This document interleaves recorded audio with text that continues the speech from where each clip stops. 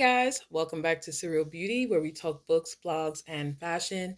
And today's topic, I really wanted to dive into mental health because not only is it a passion of mine, but I just want to bring more awareness because I feel like, especially in today's days, what we're going through with the pandemic and so much is happening into our world, I just feel like it's important to also shed light on this. So yes, mental health trauma. I just released another ebook, and it's defeating mental trauma.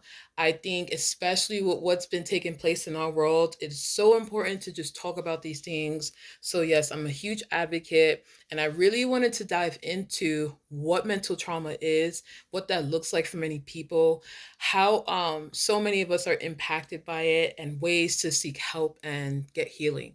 And so, on the cover of the ebook, by the way, it is available on my website. My link is below in the bio, so be sure to check that out. On the cover, it has this picture that says, "You are the key." And this photo I actually took myself personally. And when I saw it, I immediately just took the shot because that was literally the answer to everything. It was like the answer. When you're just like kind of soul searching, or you're just asking the universe like a question, and then they kind of you get different signs and stuff like with the answer. So it was literally one of those things, and I saw that, and I had to just take a photo of it. And so I felt like it was super critical to put on this cover because when it comes to mental trauma, although we're not the ones that inflict the pain, right? Because life happens, sudden losses, deaths, things like that happen, and it's out of our control. However, it is up to us to take responsibility to heal and, work on ourselves. And so that photo of "You are the key" resembles and symbolizes that we are, powerful and strong enough to bring ourselves out of whatever it is that's, holding us back or keeping us down. So we want to get into the light and out of the darkness. So that's really the main thing behind this. And I really want to get into it. But first, like, let's talk about what is mental trauma. And basically, to just simplify it, mental trauma is extreme levels of stress shattering your world and taking away like your safety blanket, your security. So let's say now COVID had just taken place and so many of us were impacted. So much so to the point where people have lost their jobs, which is a sense of security. And so some people that may have been the only source of resource of income, sorry, that may have been the only source of income for their family, and losing a job due to COVID, maybe not being able to pay its workers, that has to have been, I'm sorry, my English is crazy. That had to have been a very devastating situation, and just imagine the mental turmoil that you're going through, what you're conflicted with in that moment, because now it's a real thing, and it's really hard to find jobs. The world seems like it's like kind of caving in, so many people were impacted. I mean, from young kids to grown adults, I mean, older adults were getting sick, younger kids, they couldn't go to school. They were being socially isolated, which was spiking up the depression and anxiety levels and even suicidal rates. So it was just so crazy, and it impacted us in so many ways. And honestly, that is what mental trauma is. That is the ingredient of that. And it's what we just recently experienced, which is with COVID. And so it's your sense of security being taken away, and you feel like, now you're in this crazy, scary world and you don't know what to do. You don't know how to get out of it. That is the premise of what mental trauma is. And so, honestly, so many of us are impacted by trauma, and so many of us respond differently to trauma. It does not look the same way. Even if you're related to the person, people respond differently. And so, what one person may act out and how they may respond to it is different from the next. Also, when trauma impacts someone, however it hits them, whether it be lightly or intensely, it could be the same circumstance, right? And two different people, they experience it differently. One may be severely impacted by it. Well, sorry, whereas the next person may not have been as impacted, so it's really interesting how that works. It comes into so many shapes and forms, from depression to anxiety to substance abuse, to having to really be put into situations where you have to make decisions that you normally wouldn't do had you have not been in that level and place of stress. So people, can really switch and turn. And we all have our breaking points and our snapping points where, due to so much level of stress, your brain, like your mind, just switches.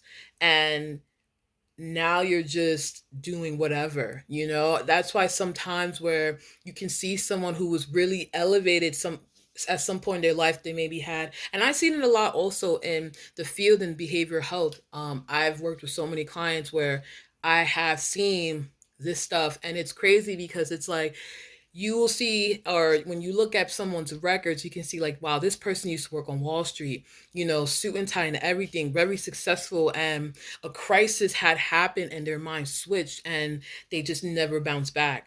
So it can happen to any one of us if the situation is serious and severe enough, and if we don't, jump on getting the help that we need. So yes, mental trauma is super real and it hits us in so many different ways. I promise you, I am an advocate myself. I went and sought out help. Now, I know people say, oh, like, not everyone is a great therapist, or there's not someone that can really relate or understand. And I'll touch on this soon, but there are different forms and methods of getting support and help, and it looks different for everyone. Maybe what works for one person will not work for the next person. There's different methods and tactics and strategies to healing. Some holistic, spiritual, physical, one-on-one, group. So there's so many different things that we can do. And honestly, trauma is not something that specifically just touches a specific person or a group of people. Trauma can affect anyone going through it. I mean, even with the LGBTQ community, just imagine being a young child growing up, being confused in their own sexual identity, what that could be, the trauma that that can bring. Or a child, or, an adolescent growing up in poverty, growing up in severe lack, maybe not having a home, having to be in the foster system, what that can do to someone's mental, especially like at a young age. So it's really important that we just take the time to really assess what has happened to us, and to really take the time to just process it and see how it's impacted us, because again, so many of us are hit by it and we just avoid it and we kind of push it back and we just keep going, but it's weighing on us, and it's like, it's just a bag of just, more and more stuff that you're just carrying on with you. And what healing looks like is just like getting rid of that bag and that that connection, that attachment that you have with the trauma.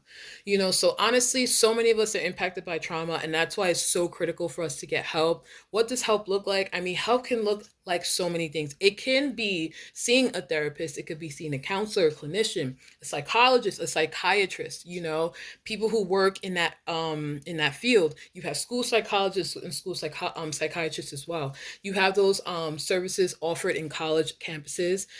So it's like you have one-on-one therapy, you have group therapy. Sometimes therapy is a better bet for some people because they like that sense of community, that sense of belonging, that sense of being able to relate to someone else, like, oh, I'm not alone in this, that there are other people that they can connect with, and that can help with healing. Some people are a bit more reserved and they like a little bit more exclusivity, more intimate sessions with like a one-on-one.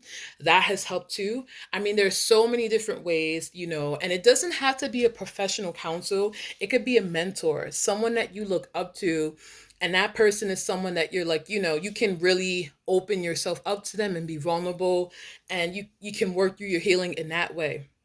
It can be a family member, it can be a parent, it could be a sibling, it can be a cousin, it can be someone that you truly trust, a pastor, it can be in that field.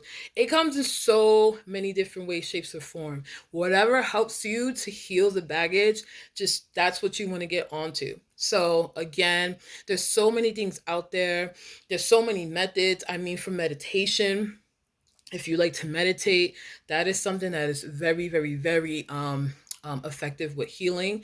I do it myself. I like to burn sage. I like to do a lot of stuff to what I feel works for me. Not just any old thing, but whatever I feel is needed in that moment, because I've taken the time to figure out, okay, what helps me process through what I'm dealing with, my emotions, or whatever it is I'm going through, whenever a serious event is taking place, a challenging obstacle, in that moment, I'll do whatever I feel is best that I need to do to start healing or to start kind of reflecting and processing what's happening. So I'm just shedding light because some people may not have even taken those steps to begin with. And so finding what works for you is like definitely key. But before you even get to that part, recognizing the trauma that you do have, and assessing that, and then just breaking it down, and then, figuring out what healing process works for you.